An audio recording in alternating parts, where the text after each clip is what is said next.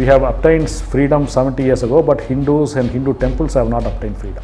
Government is no authority or nobody to propose melting of temple jewels.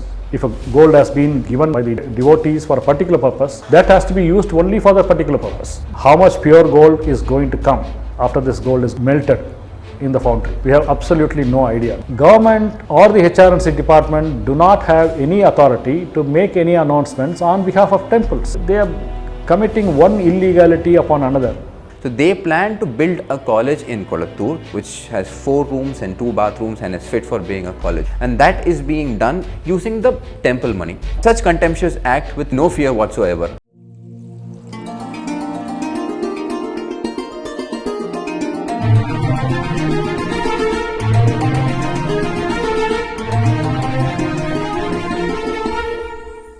Vanakkam to PGurus viewers. So this is Karthik Gopinath meeting you after a long time, basically because I couldn't appear on the Thursday hangout that I used to appear with Sree Iyer ji, but he's given me this wonderful opportunity, a noble opportunity to interview Sree Ramesh ji, who's been very vociferous and has been working both on the legal front as well as on the ground for the dharmic causes with his Indic Collective Trust and Temple Worshippers Society. So very honored to host you, sir. Vanakkam. Jai Shri Ram, Vanakkam. Jai Shri Ram. So my first question will be regarding the issues that are propping up in the state of Tamil Nadu with respect to the management of temples. As we all know, it is the HR&CE department that foresees, that supervises the management of temples here, basically the secular aspects of the temple. But what has happened after the taking over by DMK is that there has been intervention, rather interference in number of religious aspects as well. So a number of them have been challenged in the court. But right now, we'll focus on a few areas which are really important and which have been gaining steam and are being discussed both in the social media and in number of political circles. The first question being the idea of melting the temple gold. Why do you think it is wrong? The state government goes out to say that they are only going to melt that gold which has been idle for a long time, which has been unutilized, underutilized. Only those that gold is going to be melted and that will be used for the temple causes. What is your take on this, sir? Well, we should all remember that the Tamil Nadu HR&CE Act 1959, it mandates external audit for temples that has more than 1,000 rupees income. Now we all know from 1976, the government is doing only an internal audit of the temples it administers. That is a fraud on this statute, number one. Number two, there has to be a jewel audit regularly, at least once in 3 years in all the important temples, and the jewel value, the value of the silver and other articles and the gems, they should be assessed with experts and a report be prepared at the end of every audit.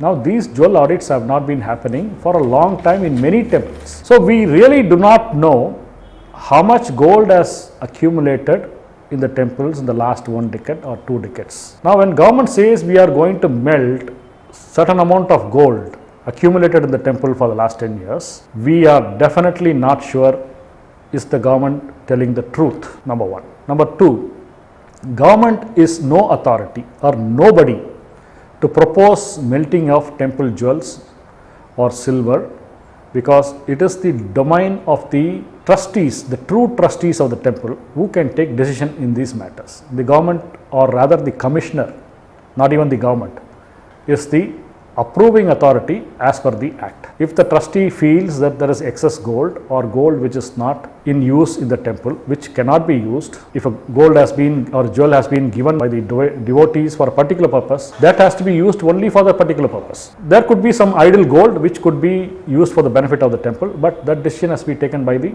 trustees and not by the commissioner, and definitely not by the government. So this is the main objection. And the gold donated are described by the government of various qualities. In Tamil they say Palamatru Pon Inanga. That's various items of gold of different quality, different fineness. So we really do not know if there is 2000 kilos of gold accumulated in the last 10 years as claimed by the government. How much pure gold is going to come after this gold is melted in the foundry? We have absolutely no idea, because government itself has said it is of various quality. So without checking the quality by the experts, by the gem experts, and we also are afraid that some of the antique jewels might be termed as modern jewels or as recently obtained jewels, and they could be replaced, or they could be melted away, or they could be taken away in some guise or other. There are a lot of misgivings in this matter. So basically, to put things in perspective, the very simple problem that activists like Ramesh put forth, first thing, you do not have the authority to do so. Second thing, there has been no regular audit to see what is antique jewels, what are the precious stones and gems that are embedded with them, and if they have independent auditors to check the nature of the gold and put it in perspective, display in front of the people before trying to use it elsewhere. And all this has to stem from the trustee of the temple and not by a centralized authority, be it the minister for HR&CE or the chief minister. They have no locus standi to do so. So that is the major point he is trying to drive through. Having said that, another important question is, in the recent legislative assembly session, the HR&CE minister, the chief minister, everybody were very vociferous about a number of plans that they are readying for the temples. For example, they've come out with 112 announcements, all of which are seemingly very positive. For example, they want to open colleges, they want to do a lot of institutional changes in a few places, they want to have a center for teaching administration of temples. All of this sounds really good when a layman listens to it. But what is the problem with all these things when looked at from the legal perspective as well as from the welfare of the temples? See, of the 112 announcements which government made in the budget session, only 8 pertain to the HR&CE department. Government in its budget session can make whatever announcements they take as per their policy or as per their promises. These announcements can pertain to government departments, but government or the HR&CE department do not have any authority to make any announcements on behalf of temples. Any administrative decision of temples involving the temple properties or the funds can be taken only by the true trustees of the temples. Now, government has not appointed trustees for the last 11 years, that is 10 years by AIDMK government, and in the last 1 year after coming to power, DMK has not appointed a single trustee. So what powers lie with the trustees as per the act, government has misappropriated. They have taken over the powers of the trustees and they are making these announcements. And if you look at the announcements, most of them tend to be civil contract. About 1,500 crores worth of civil contracts are being announced.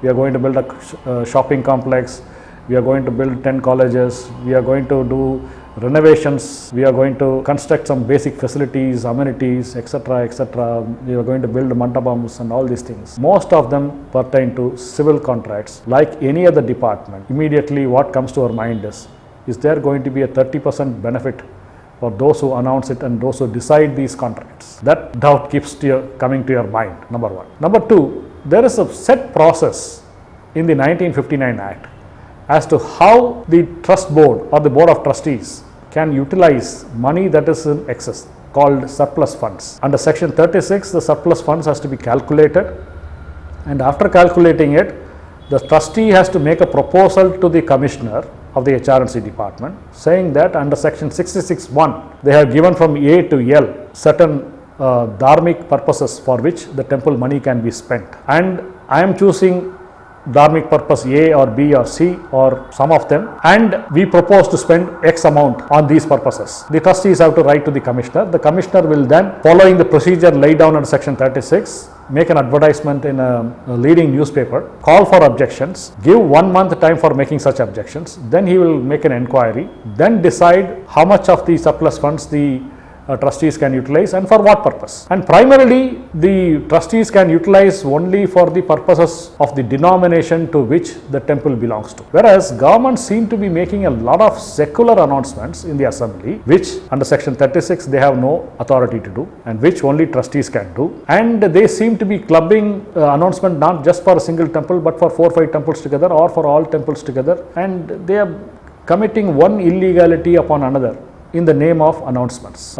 These are not met with resistance in Tamil Nadu because basically the general temple going devotees are not aware of the HR&CE Act or the powers of the trustee, or even the fact that government servants cannot masquerade in temples as fit person or as the sole trustee. So So simply put, there is gross violation of established law, there is no adherence to due process of law, and the constitutional principles are blatantly violated.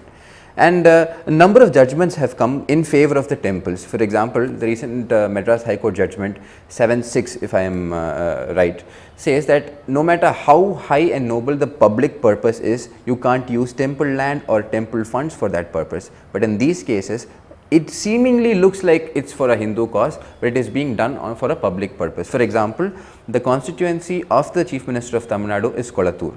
So they plan to build a college in Kolattur, which they have said that they've got the approval from the Higher Education Department, which has 4 rooms and 2 bathrooms and is fit for being a college. I don't know what kind of an approval that is, and that is being done using the temple money. So they've completely reversed the process. It has to be from the trustee, then to the commissioner and the public objection, and then probably sale of land or use of land. But it is the other way around. From a centralized place, the chief minister and the minister is trying to control the temples. So what gives them this kind of audacious tendency to go on such contemptuous act with no fear whatsoever? And this has been the case with both DMK as well as the ADMK. Number one is the apathy of the Hindus. If government says we are doing good for the Hindu temples, people generally seem to be believing it. Number one. Number two, the courts take enormous time to decide certain matters, and sometimes the government gets away with their false and illegal appointments or announcements. The courts do not strike them down as they ought to. In some cases this has happened. But courts also come with some excellent judgments. Like you said, the temple land cannot be used for public purposes. It cannot be alienated. It was first stated by a Honorable Division Bench in the case where I had filed a GO issued by the Revenue Department, Revenue and Disaster Management Department, where they had made a government order saying that the temple lands will be given to the encroachers themselves. Audacious, atrocious and against Dharma. Luckily, we had an excellent stay order from the Honorable Division Bench of the Madras High Court, where first it said it cannot be used in the name of public purposes. And of course, giving land to the encroachers is not a public purpose, it's a vote bank purpose. Second, in writ petition 574, division bench, a different division bench of Madras High Court, they came with a lot of directions, including the direction that in the name of public purposes, temple lands cannot be alienated. Because temple dharma itself is a public purpose. Lands have been endowed by well-meaning people saying that the land should be used for Hindu dharma. So you can't say that there is land lying there. I, as the administrator of the temple, is keeping it idle, so let me take it. If the land was with the temple being administered by true Hindus, efficient Hindus, the land would have been put to good use, a lot of Hindus would have benefited, the temple would have also benefited. So the continuing control of Hindu temples by the governments for last 70 years. We have obtained freedom 70 years ago, but Hindus and Hindu temples have not obtained freedom. Government continues to rule over temples, rule over charities. In Tamil Nadu alone, 6,000 crore rupees should come as income from temple properties, but only 200 crores is coming. Which is roughly $1 billion per year, yes, which could actually change the cultural landscape and socio-economic setup in a lot of places. But that opportunity is being missed, and it's a huge opportunity cost. It's a huge opportunity cost. Think of it, for 10 years, it's 60,000 crore rupees. Hindu temples are endowed with valuable lands, sites, buildings, but the money is going elsewhere. In fact, money is even being, Hindu temple land is even being used by non-Hindu religious people for promoting their religion. Like Gangadeshwara temple, the land is given to the Salvation Army Church, and adjacent to the temple, they have a church very close to the temple, on the temple land itself, and without paying any rent. I think this can happen only in Tamil Nadu. So government keeps talking about we are evicting encroachers, we are doing this and that and all that, but we need a court order to evict the Queensland Amusement Park. We need a court order to evict St. John's Matriculation School from the Hindu temple land, and now we need a court order to evict Salvation Army from Gangadeshwara temple land. Which is funny because the HR&CE Act gives enough powers to the Joint Commissioner, if I am right, who has powers similar to that of an IAS officer who can go and evict encroachers anywhere.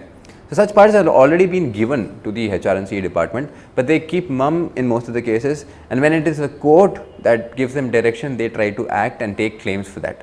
So having said that, Ramesh ji had also worked extensively in Parni case. Parni is supposed to be the cash cow of HR&CE. Roughly 500 crores per year, sir? Yes. So roughly 500 crores. The executive officer there appointed by the HR&CE department does not have an appointment order, which simply means that his appointment is null and void, for which Ramesh ji had gone to the courts and gotten a stay, against which the state government had appealed, and finally they have cancelled it. The appointment has been cancelled, despite which in a contemptuous act the executive officer stays on and keeps giving a lot of contracts.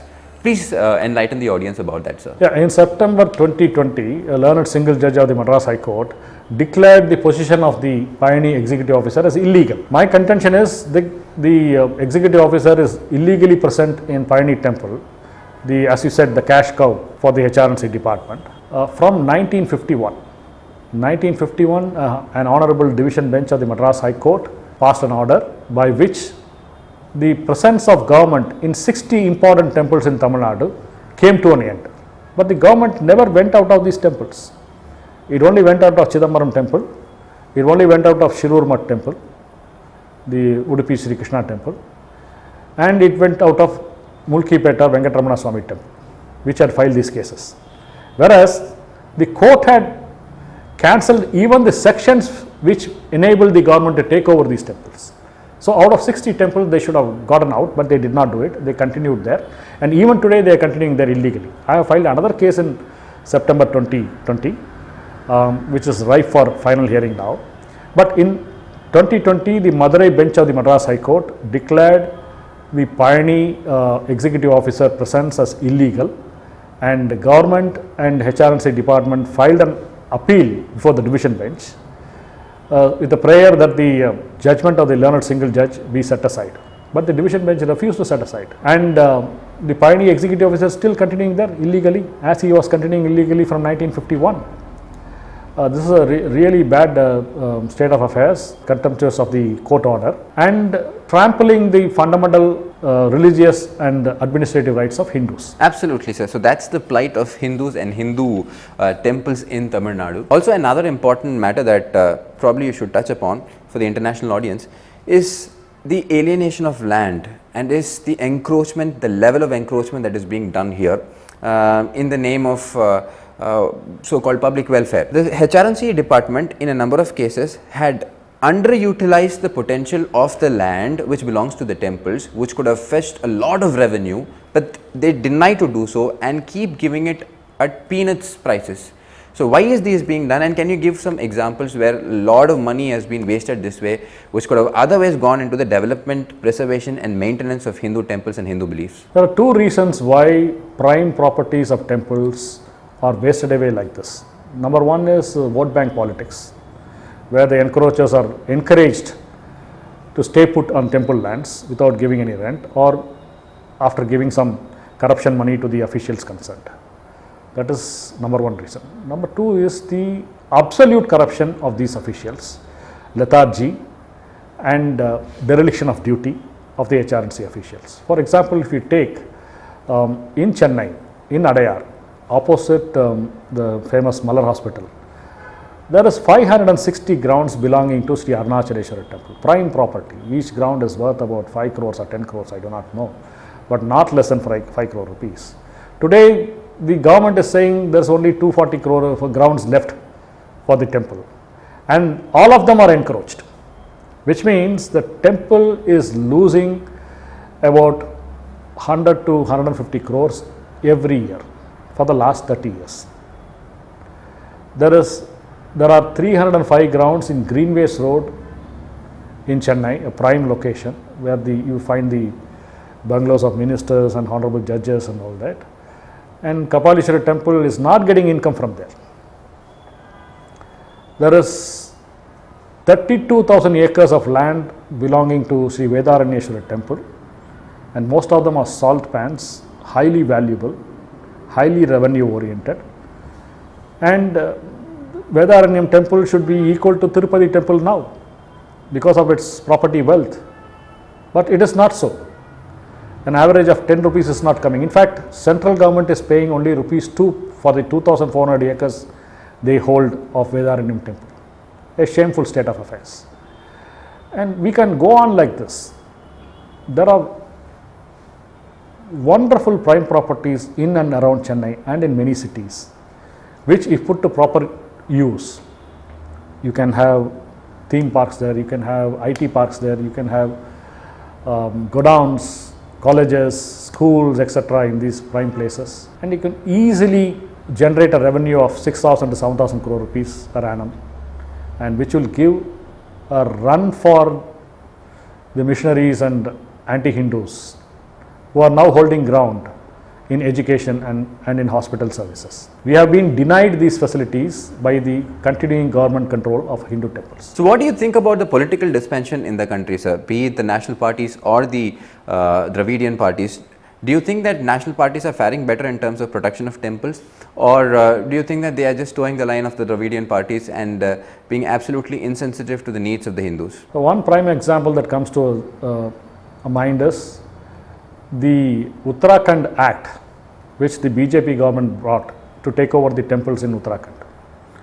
Of all the HR&CE acts I have seen, Uttarakhand Act is the most arbitrary act, and the BJP government has brought it.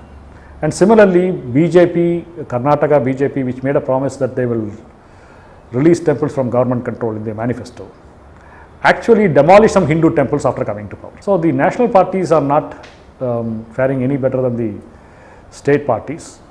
Very, very sad affairs. Also, the central government has a responsibility, because when state act is passed or some amendments are made, the presidential assent to such acts or amendments are important. Presidential assent is actually the assent of the Home Ministry, which studies the act and says there's nothing unconstitutional here, there's nothing that affects the rights of the citizens, and then only it should recommend for the presidential assent. Blindly or as a routine, they get the presidential assent without the central government doing anything about it. This is a very sad state of affairs. Take for example the announcement of colleges. Now 4 colleges announced. 2 are for political reasons, obviously, to my mind. One is they are taking Kapalishwara temple money and they are starting a temple far away in a land not belonging to Kapalishwara temple, only because that location is the constituency of the Chief Minister of Tamil Nadu. Similarly, they are taking the money of Tiruchendur Sree Subramania Swami temple and they are starting a college in a land belonging to another temple, primarily because that constituency is the constituency of DMK MP Kanimozhi. So, government treats temple properties as if they are the extension of HR&CE department or as the fiefdom of HR&CE department, and even after 70 years, the questions which Hindus need to be asking are not coming forth. Slowly the awareness is building up, but not enough.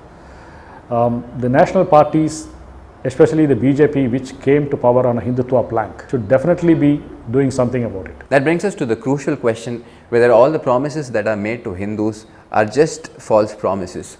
So having said that, the kind of atrocities that are being committed in Tamil Nadu in the name of a department called HR&CE is mind-boggling, be it the alienation of land or be it the lack of protection for temples. For example, just 2 days ago, roughly 10 temples and their statues were vandalized by a group still unknown to the law and order establishment, which simply goes to say that the authority that's supposed to protect, preserve and probably help them propagate the religion is definitely not doing a good job.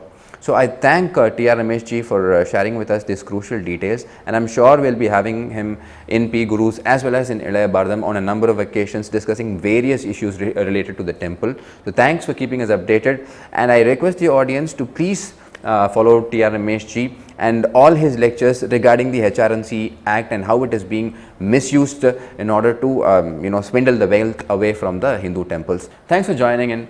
See you again on another episode. Namaste, Vanakkam, Vande Mataram, Bharat Mata Ki Jai, Jai Hind.